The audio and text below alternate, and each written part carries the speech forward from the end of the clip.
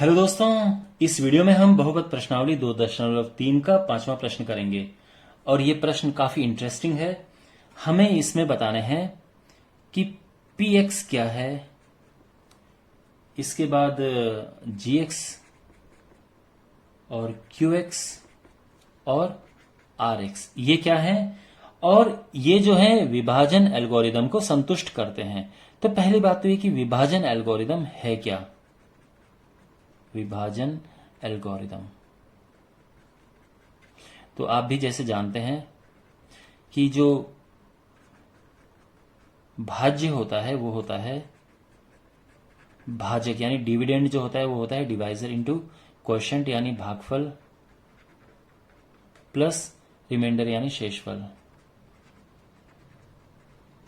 अब इनका इसका सिंबल होता है px, इसको px से लिखते हैं। भाजक जो होता है उसको gx करके लिखते हैं, भागफल को लिखते हैं qx करके और शेषफल को rx। ये उनको रिप्रेजेंट करने का तरीका होता है। तो बेसिकली संबंध है ये, ध्यान रखना, ठीक है। अब पहला पार्ट देखो, पहला पार्ट है कि जो px की घात है ये किसके बराबर होनी चाहिए, qx की घात के बराबर होनी चाहिए। तो देखो, यानी इसकी घात और इसकी घात बराबर होनी चाहिए। देखो माय डियर, एक बात हमेशा ध्यान रखना कि इसकी घात अगर कुछ है, इसमें अगर हम इसका गुणा करते हैं तो अगर इसकी घात कुछ भी नहीं है तो इस पे फर्क नहीं पड़ेगा। कहने का मतलब ये है कि फॉर एग्जाम्पल अगर हमारे पास कोई बहुपद है एक्स स्क्वायर प्लस 2, इसकी घात क्या है, 2 है। अगर मैं ये कहूं कि एक और है जैसे 2x square plus x plus 1, इसकी घात क्या है, तो इसकी जो घात है वो भी 2 है और इसकी घात भी 2 है, क्योंकि घात के लिए सबसे बड़ा देखते हैं। अच्छा, एक्स स्क्वायर प्लस 2, अगर मैं इसमें गुणा करूं एक्स प्लस 1 का, तो देखो गुणा करने के बाद क्या घात होगी, तो इसकी घात है 2 और इसकी घात है 1, दिख रहा है ना इसकी घात। तो जब गुणा करेंगे तो उसकी घात हो जाएगी 3, ये ध्यान रखना, 2 + 1 3। लेकिन अगर मैं कहूं कि एक्स स्क्वायर प्लस 2 है और इसमें मैंने गुणा किया 5 का, तो अब इसकी घात क्या होगी, तो देखो इसकी घात 2 है लेकिन इसकी कोई भी घात नहीं है, तो यहां पे इनको प्लस करो, इसकी घात भी 2 होगी। आप समझ रहे हैं, यानी अगर आप 5 को मल्टीप्लाई करते हो यहां पे तो 5x स्क्वायर प्लस 5 ने 10, तो घात पे तो फर्क नहीं पड़ा ना। तो कहने का मतलब यह है कि जब आप किसी अचर यानी कांस्टेंट का मल्टीप्लाई करते हो तो घात पे फर्क नहीं पड़ता है। और जीरो घात क्या होती है, यानी अगर मैं कहूं कि किसी की घात 0 है तो यानी वो 5 हो सकता है, वो 2 हो सकता है, क्योंकि इनकी घातें 0 होती हैं। ठीक है, समझ आ गया। अब यही सारा कॉन्सेप्ट हम यहां पे अप्लाई करेंगे। देखो, इसकी घात और इसकी घात एक जैसी होनी चाहिए, यानी अगर हम इसका गुणा कर रहे हैं तो इसके गुणा से इस पे कुछ फर्क नहीं पड़ना चाहिए। तो सीधी सी बात है कि इसको होना चाहिए अचर, कांस्टेंट, तभी जाके इसकी घात पे फर्क नहीं पड़ेगा। तो देखो, तो यहां पे इसको कुछ नंबर दे दो, ये कांस्टेंट, यानी मान लो कि ये 5 है, और जो gx है इसको हम ये हो गया x प्लस 3। ठीक है, मैं बहुत सिंपल लिख रहा हूं और बहुत पॉसिबिलिटी है कि आपकी बुक के पीछे का आंसर अलग हो यहां से। ठीक है, और अब यहां पे जो रिमाइंडर है वो कुछ भी लिख दो, लेकिन एक बात ध्यान रखना, जो रिमाइंडर है इसकी घात हमेशा इसकी घात से कम रखते हैं, जिससे भाग देते हैं। देखो ये भाजक है, एक बात हमेशा ध्यान रखना, जो आर एक्स की घात होती है वो हमेशा कम होती है जिससे भाग देते हैं, इस चीज का ध्यान आप हमेशा रखना। तो अब हमने ये क्या लिया है, ये हमने लिया है 5, gx हमने 5 लिया है, तो आप यहां पे ले लो 2। ठीक है, तो घात जो है, तो यहां पे जो नंबर है हमने ये 2 ले लिया है। अब यहां पे क्या लिखें, तो इसको सब सॉल्व करो और यहां पे आ जाएगा। तो क्या करेंगे, देखो यहां पे अगर हम मल्टीप्लाई करें, देखो पांच एक्स हुआ और 5×3 = 15 और इसमें 2 और जुड़ गया तो क्या होगा 5x + 17। तो यानी ये आ जाएगा 5x + 17। अब देखो पूरा ये सेटिस्फाई हो रहा है, यानी अगर आप इसका गुणा करोगे तो बिल्कुल यही आएगा। और अब यहां पे आपको क्या लिखना है कि जो px है वो है 5x + 17, इसके बाद जो qx है वो है x + 3 और जो gx है वो है 5 और जो rx है वो है 2। ठीक है, यहां तक सब क्लियर है? ओके, अब बात करते हैं सेकंड पार्ट की। तो सेकंड पार्ट में आप देख सकते हैं यहां पे qx और rx की घात एक जैसी है, तो qx की घात बराबर है rx की घात की। ये भी बड़ा आसान है, देखो qx की घात rx की घात के बराबर है, तो मैं ले लेता हूं qx में ले लेता हूं x + 3 और जो rx है वो मैं ले लेता हूं x + 2। घात एक जैसी है तो इसकी घात भी एक है और इसकी घात भी एक है, मैंने ले लिया है ये। अच्छा, अब यहां पे प्रश्न ये है कि gx क्या होगा। तो देखो मैंने क्या कहा था, gx की घात हमेशा इसकी घात से बड़ी होगी, तो यहां पे x है तो इसको हमें इससे बड़ा करके रखना है, तो मैं लिखूंगा इसको x² + 3।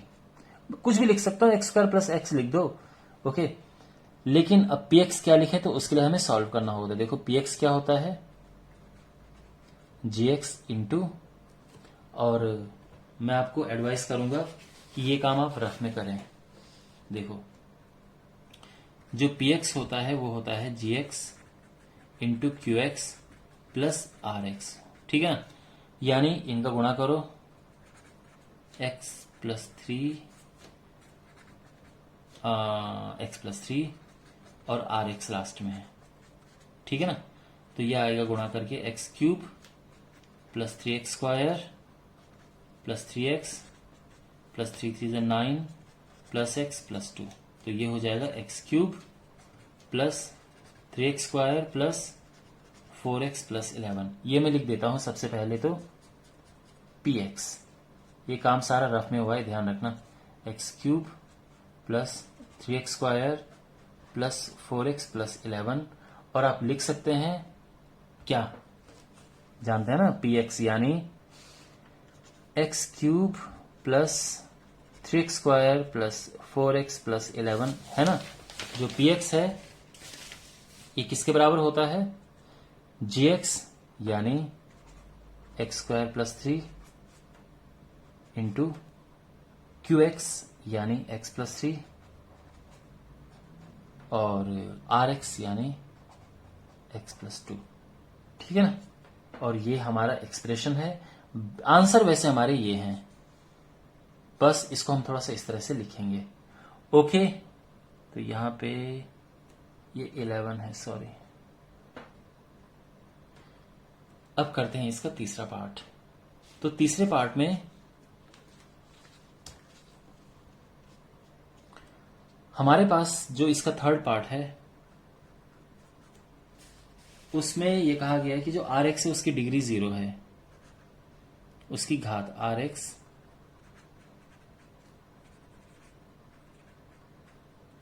इसकी घात 0 है, ठीक है ना।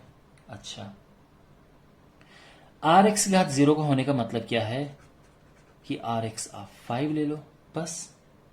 लेकिन बाकी के लिए कुछ भी नहीं बोला गया है कि बाकी क्या होना चाहिए, तो बाकी आप देखो। अब ये 5 ले लो, बाकी सारे अपनी मर्जी से लो आप। तो जो gx है वो ले लो x + 3, qx 2x - 1। px के लिए हमें थोड़ा मेहनत करनी पड़ेगी, ये काम फिर हम रफ में करेंगे। तो आप जानते हैं कि जो px होता है वो क्या होता है gx इंटू qx + rx। तो ये है gx यानी x + 3, qx 2x - 1, ठीक है।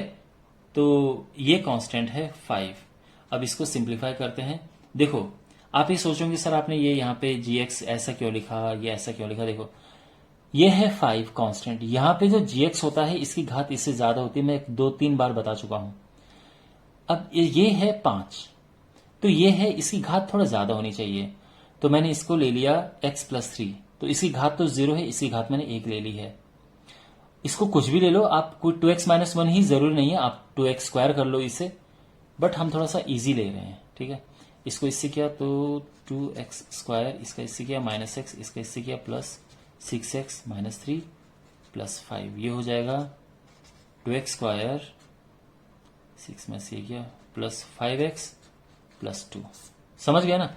और ये जो चीज है ये हम अब लिखेंगे यहां पे 2x² +5x +2, ठीक है। ये वैसे रफ में किया हमने, और बाद में अब हम यहां पे क्या लिखेंगे आप जानते हैं, px है ना, px यानी ये आएगा 2x² +5x +2 बराबर gx यानी x+3 इंटू qx यानी 2x - 1 और फाइनली +rx यानी 5, ठीक है। तो ये हमारा आ गया। आप चाहो तो इसके बाद में ये भी लिख सकते हो, therefore px is equal to जो ये चीज है, मतलब वही दोबारा से +rx, ठीक है ना।